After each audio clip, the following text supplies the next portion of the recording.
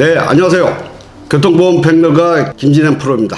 교통보험을 많이 30년을 실무하면서 자주 묻는 질문을 제가 몇 가지 좀 선택을 해봤습니다. 교통사고라는 것이 이게 어학용어들이 있고, 그 다음에 보험용어, 또 법용어가 이게 섞이다 보니까 상당히 일반인들의 생활 때는 어려운 것 같습니다. 가급적 뭐 풀어서 제가 설명을 해드리려고 하는데, 시간적으로 이게 한계가 있다 보니까 짧게 좀 해석을 좀 하는 데 있어서 좀 그런 자세하게 해드릴 수는 없어요. 그래서 빈번하게 자주 묻는 질문 중에 좀 핵심 요지만 좀 궁금하신 분들, 그런 분을 위주로 해서 제가 이렇게 요약분을 제가 말씀드리도록 하겠습니다. 질문 중에 교통사고로 많이 다쳤는데 얼마를 받을 수 있나요? 이렇게 질문하신 분이 많아요. 그러면 가실이 어떻게 됩니까? 이제 보상금 결정 요소는 이 원칙적으로 사고 당시에 소득 있지 않습니까? 소득. 직장인들 같으면 뭐 근로자 원천징수 영수증, 사업자의 경우는 사업소득, 그 다음에 장애가 있을 거 아니에요. 그래서 내가 신체적으로 정신적으로 다쳤는데 뭐 얼마나 다쳤는지 모르겠지만 중상해라든가 사망이라든가 평생 개호 간병인이 필요한 경우, 이런 것이 좀 중요하겠죠. 그 다음에 이제 입원 기간, 통원 치료도 기간도 있을 거고, 이 가실이 있는 경우에는 뭐 병원 치료비가 이제 뭐 1억이 나왔는지 3천이 나왔는지 알 수는 없지 않습니까? 일단 병원 치료비도 좀 확인할 필요가 있고, 또 환자가 뭐 간병비나 큰 사건 같은 경우는 이제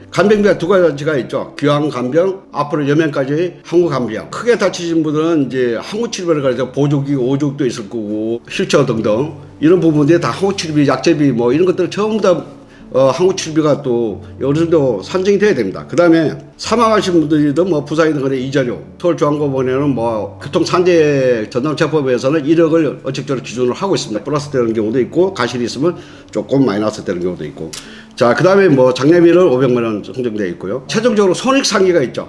손익상계라는 것은 뭐냐면은 내가 이제 보험회사나 공기업에서 이제 가불금을 예를 들어서 뭐 5천만 원을 받았다. 그러면 나중에 최종 금액이 1억이다. 5천만 원을 이제 공제를 한 나머지 되겠죠. 그 다음에 내 가실이 이제 병원비가 예를 들어서 뭐 1,000만 원이 있다 그러면 1,000만 원에 대한 내 가실만큼 공제가 되는 거고요. 그런 부분은 이제 최종적으로 손익상계다, 공제를 하게 되어 있다. 일반 사람들은 이제 내가 기한증도 없고 가실이 없으면 병원비는 공제될 일이 없지만은 사고와 인과관계, 사고의 기여도가 100%가 아닌 뭐 50%만 있다. 예를 들어서 목, 허리 디스크 이런 경우에도 산업회사의 공평 원칙에 의해서 공제하게 되어 있습니다. 그런 부분은 이제 참고하시면 될 것 같아요. 그래서 보상금 결정 조건 크게는 가실 소득, 장애율, 장애기간, 입원 통호치료 기간, 항우치료비, 기환개호와 항우개호, 여러가지 이자료 등등 여러가지 전체적인 것을 좀 사실관계를 내용을 좀 알아야 우리 어린이들이 또는 저 궁금하시는 사고의 그 피해자분들한테 제가 기본적으로 이렇게 설명해 드릴 수 있어요. 근데 상담을 하다 보면은 어린이들이 좀 숨기는 것도 있고 기록이 없다 보니 전화상으로 이렇게 하는 것도 한계가 있습니다. 그래서 좀 실제적으로 이렇게 면담을 통해 가지고 기록을 좀 보면서